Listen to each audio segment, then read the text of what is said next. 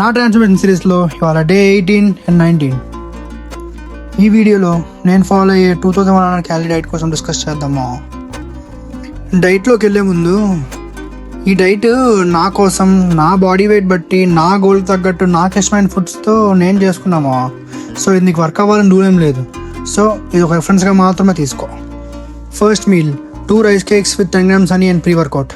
ఇది నా pre workout meal morning 6:30 తీసుకుంటా, తినేసి జిమ్ ఫినిష్ చేసుకొని వస్తా.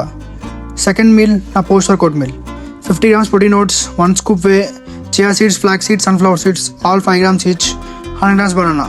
నేను ఈ మీల్ అరౌండ్ 10 అలా తీసుకుంటా. తర్వాత afternoon lunch 150 grams white rice, 50 grams dal, 100 grams corn, 50 grams green peas and 3 whole eggs and 3 egg whites and 5 grams oil use చేసా.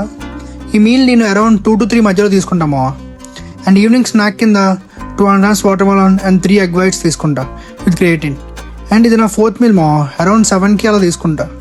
And final meal dinner 150 grams rice with 225 grams chicken breast, 100 grams corn, 50 grams green piece, 50 grams sambar.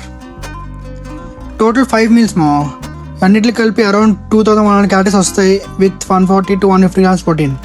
ఇవన్నీ క్లియర్గా PDF చేసి పెట్టా. నీకు అది కావాలంటే డైట్ని comment చేయి, నేనే పంపిస్తాను నీకు.